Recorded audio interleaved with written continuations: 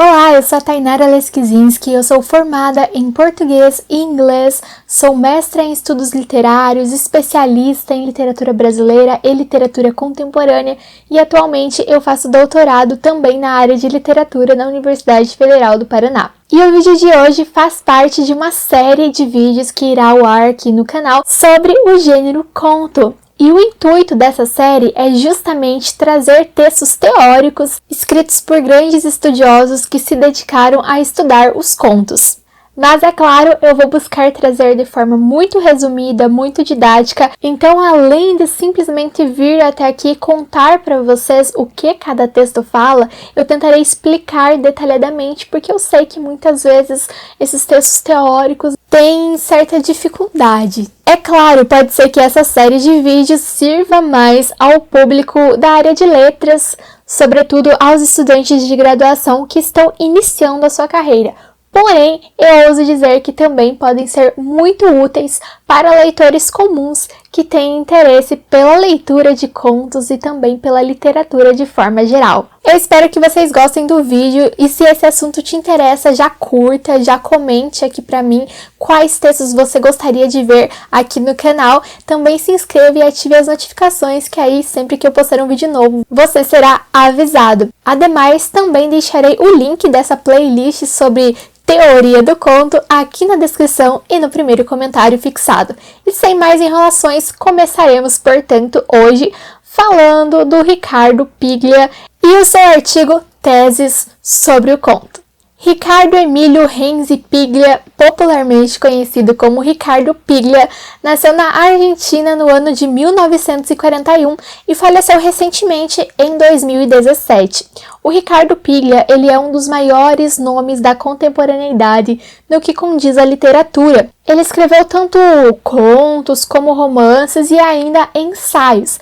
Para quem não é muito familiarizado aí com a área de letras e de estudos de forma geral, ensaios seriam formas ali bem parecidas com artigos acadêmicos, analíticos, porém os ensaios eles são mais curtos, então eles geralmente têm ali em torno de 5 a 10 páginas e focam mais em um assunto. E o texto de hoje é justamente um ensaio, na verdade, ele faz parte do livro Formas Breves, que é um livro no qual nós focaremos aqui também nessa série de vídeos. Aqui no Brasil vocês podem encontrar o livro Formas Breves pela editora Companhia das Letras, eu vou deixar o link ali na descrição caso vocês tenham interesse, é um livro riquíssimo para estudos na área de letras. E mais uma vez, é claro, também para curiosos aí que se interessam por literatura. O vídeo funcionará da seguinte forma, eu lerei para vocês alguns trechos do artigo para que vocês consigam ir acompanhando e ao mesmo tempo eu irei explicando trecho por trecho. O texto é dividido em pequenos fragmentos, cada fragmento tem uma numeração que vai de 1 até 11 e essa numeração é marcada em números romanos. Eu não lerei todos os trechos, mas eu lerei os mais importantes, começando com o primeiro, que de fato é o meu favorito e aquele que eu acho que é o mais importante. Bom, o texto começa da seguinte forma. Num de seus cadernos de notas, Chekhov registra esta anedota. E aí, entre aspas, a anedota de Chekhov. Um homem em Monte Carlo vai ao cassino, ganha 1 milhão, volta para casa e suicida-se. Vejam bem, essa anedota ela é um pouco contraditória e paradoxal. Por quê? Porque o homem ele vai ao cassino e ele ganha e depois ele se suicida. Então, o mais comum e lógico pelo nosso conhecimento prévio, pelo nosso conhecimento de mundo, seria que o homem se suicidasse se ele perdesse. Então, é essa noção que o Piglia está trazendo aqui nesse momento por meio dessa anedota para refletir sobre o conto. Então, para esse homem ir até o cassino, ganhar e suicidar-se, só pode ter uma história por trás disso que nós não conhecemos. E é nisso que concentra-se a ideia do conto, segundo Ricardo Piglia. Pois, para ele, um conto sempre conta duas histórias. Nesse caso, uma história visível e um relato secreto. A história visível é a história desse homem que vai ao cassino, que ganha e que suicida-se. E a história não visível, esse relato secreto, é a história de por que ele se suicidou, de o que aconteceu antes, de repente, dele ter entrado no cassino e, sobretudo, depois, antes do suicídio. Então, nós percebemos que, de fato, essa pequena anedota, que, segundo Piglia, concentra esse núcleo da ideia do conto, ela traz duas histórias. Segundo Piglia, a história do jogo, que é a história visível, essa primeira história, e também a história do suicídio, que é essa história secreta, a segunda história. E esse é o resumo da primeira tese que o Piglia nos traz. É interessante mencionar, ele vai apresentar duas teses, tá? E aí ele vai debatendo, trazendo toda a argumentação em cada um desses pequenos fragmentos. Às vezes as pessoas tendem a achar que o Piglia ele apresenta 11 teses, mas na verdade não. Teses mesmo, ele traz fechadinhas, digamos assim, duas. Os outros fragmentos são pequenas explicações e argumentações que sustentam essas duas teses. É claro que, nessa primeira parte do seu artigo, o Piglia vai pensar principalmente em contos mais clássicos, porque eles eram contos que seguiam, de certa forma, uma mesma estrutura comum. E aí, essa teoria do Piglia cabia mais a eles, já que ela era mais generalizada e esses contos também buscavam, de forma geral, uma mesma ideia, uma mesma forma de construção. Então, uma coisa combinava com a outra. Mas, já adianto para vocês que nesse artigo, mais para o final dele, o Piglia já vai também ter ali um insight bem lógico, que é em relação aos contos mais modernos, pois os contos modernos e também depois os contemporâneos, eles serão contos que terão uma estrutura muito mais aberta, ou seja, eles serão muito diferentes tanto dos clássicos quanto diferentes em si mesmos, ou seja, os contos contemporâneos serão múltiplos, tanto em questões de sentido, de lógica também, quanto em questão estrutural. Agora, no fragmento número 2, o Piglia diz o seguinte: o conto clássico, e aí entre parênteses ele cita o Edgar Allan Poe e o Quiroga, e o Poe é um autor que eu já falei muito aqui no canal, então para quem tiver mais interesse em conhecer mais sobre o Poe, porque além de escritor com poesias e contos, o Poe também era um teórico, um estudioso da literatura e escreveu alguns ensaios bem importantes, inclusive um desses ensaios ele tangencia ali a teoria do conto e também trarei para vocês nessa série de vídeos. Mas, dando continuidade, segundo Piglia, o conto clássico narra em primeiro plano a história 1. Então, nós vamos ter contato com essa história 1 na maior parte do conto, porque ela estará no primeiro plano. Ele vai tomar como exemplo a anedota, que vai trazer como a história 1 essa história do jogo. E o conto, segundo Piglia, constrói em segredo a história 2, ou seja, desde o início a história 2 ela vai sendo construída aos poucos, só que às vezes nós podemos até perceber que há algo ali que vai ser apresentado a nós, mas nós não conseguimos ver nitidamente o que é. Segundo Piglia, essa história 2, novamente exemplificando, pode ser, nesse caso da anedota, o suicídio. A arte do contista, para o autor, consiste em saber cifrar a história 2 nos interstícios da história 1, ou seja, contar duas histórias ao mesmo tempo. Um relato visível esconde um relato secreto. O relato visível, geralmente, é narrado de forma linear, enquanto esse relato secreto é narrado de forma fragmentada, tá? E aí, o efeito de surpresa, segundo Piglia, vai se produzir quando essa história não tão visível, esse relato não tão secreto, é enfim revelado. Então, ele é trazido para a superfície. Depois, no fragmento número 3, o Piglia diz o seguinte: cada uma das histórias é contada de modo distinto. Trabalhar com duas histórias quer dizer trabalhar com dois sistemas diferentes de causalidade. Os mesmos acontecimentos entram simultaneamente em duas lógicas narrativas antagônicas.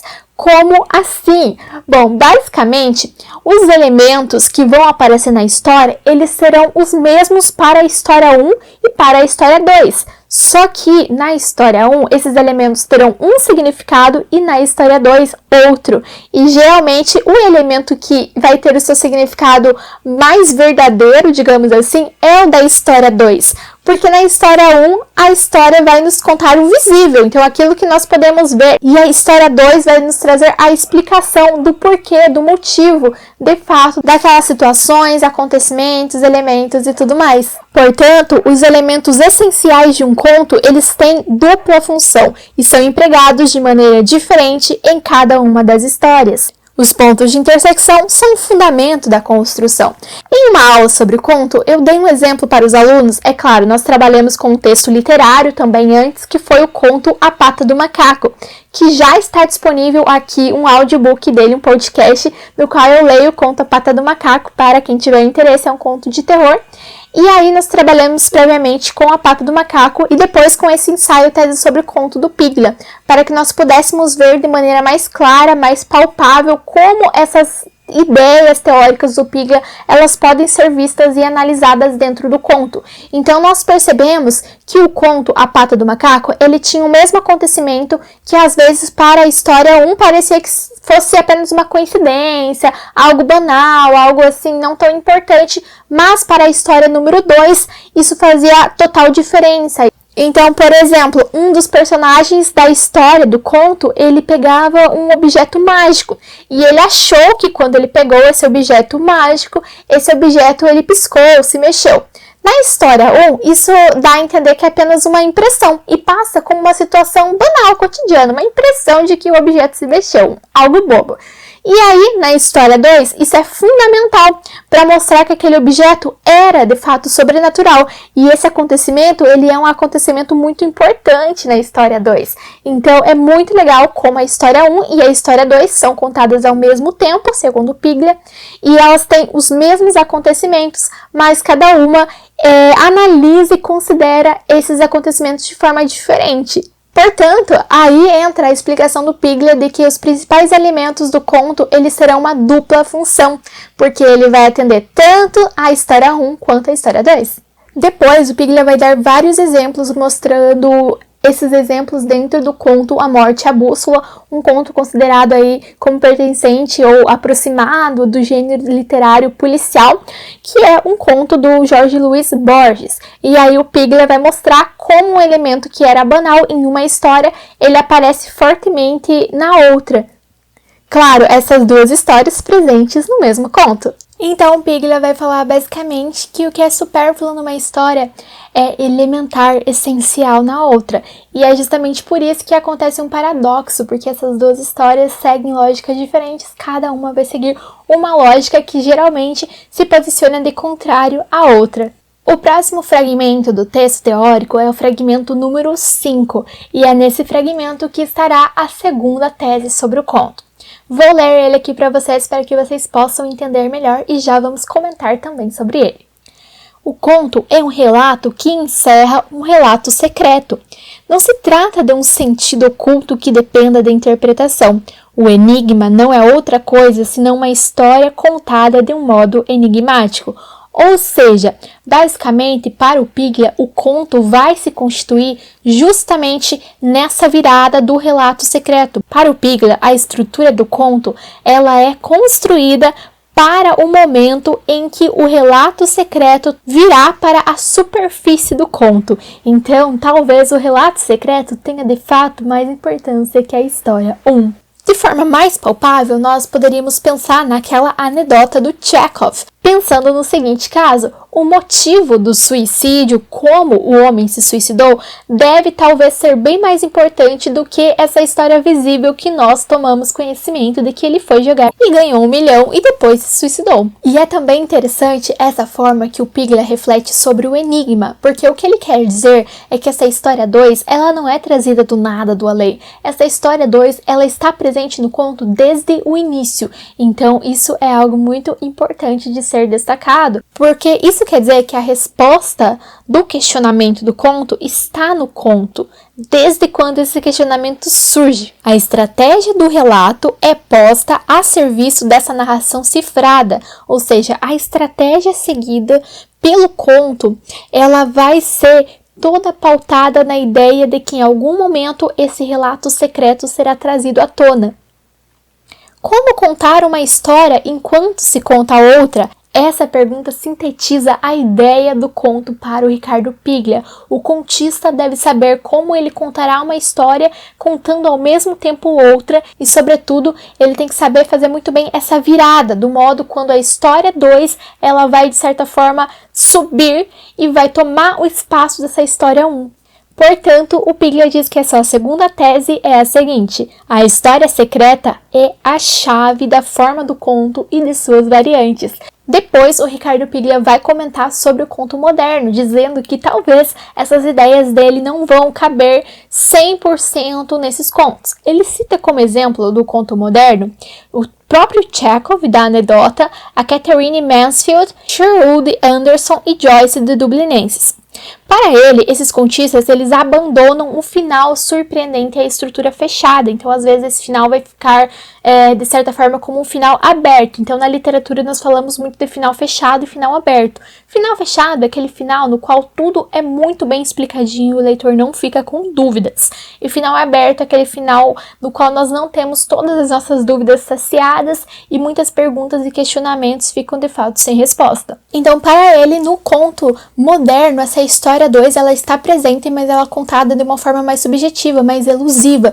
Então, nesse conto moderno, vai depender muito mais do leitor atribuir um significado a essa história 2, que não é de fato revelada. Então, segundo Ricardo Piglia, o conto mais clássico, como por exemplo o conto de Edgar Allan Poe, ele vai contar uma história anunciando de certa forma que há outra história por trás disso, enquanto o conto moderno ele vai contar uma história pressupondo que o leitor já sabe o que de fato está acontecendo, ou seja, pressupondo que o leitor já entenda, já compreenda, já localize essa história 2 sozinho. E aí ele traz uma teoria muito legal, que é a teoria do iceberg, do Hemingway, que é justamente você só vê uma ponta ali visível no texto, mas você sabe que há muito mais por trás disso.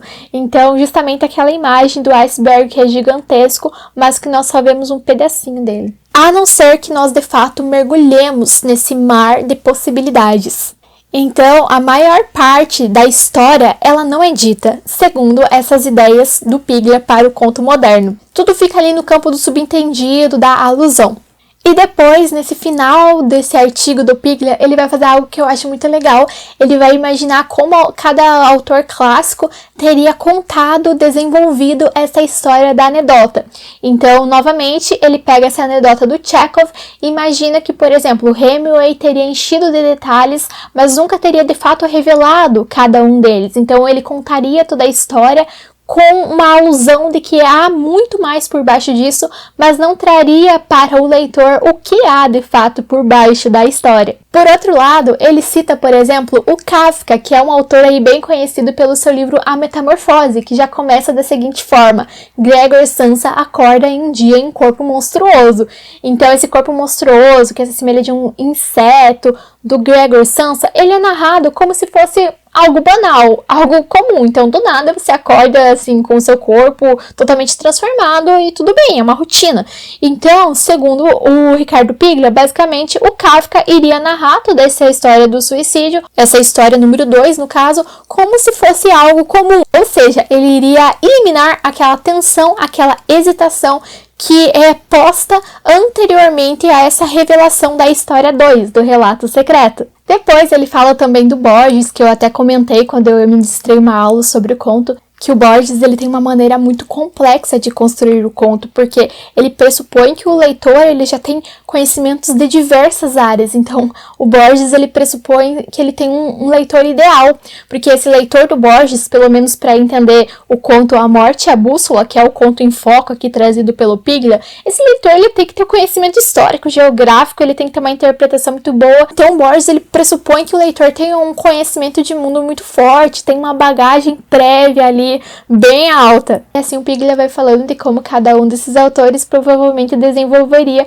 essa anedota, considerando autores clássicos e autores modernos. E por fim, o Piglia diz o seguinte: o conto é construído para revelar artificialmente algo que estava oculto. Ou seja, aquela história que eu já contei de que o conto ele é produzido para esse momento que o relato secreto será trazido à superfície. reproduz a busca sempre renovada de uma experiência única que nos permite ver sob a superfície opaca da vida uma verdade secreta. Então ele vai trazer uma situação comum e vai mostrar o que há por trás dela que vai transformá-la em algo inusitado, justamente a lógica antagônica. A visão instantânea que nos faz descobrir o desconhecido, não numa remota terra incógnita, mas no próprio coração do imediato. E aqui essa frase é do Rimbaud e o Piglia cita ele, portanto, entre aspas. E por fim, a última frase do artigo que eu acho que é perfeita. Essa iluminação profana converteu-se na forma do conto. Ou seja, para o Piglia, o conto seria de fato esse insight, digamos assim, essa iluminação que é construída no momento em que tem-se conhecimento do que estava oculto, ofuscado pelo visível, e isso é brilhante. Eu espero que vocês tenham gostado dessa explicação sobre o texto teórico do Piglia. É claro que eu não viso encerrar o sentido do texto aqui, então ele pode ser lido e compreendido de outras maneiras sim, e caso vocês queiram agregar conhecimentos, agregar informações, entendimentos às suas interpretações, sintam-se à vontade para deixar comentários, sempre com educação. E é isso, espero que tenham gostado. Vejo vocês no próximo vídeo.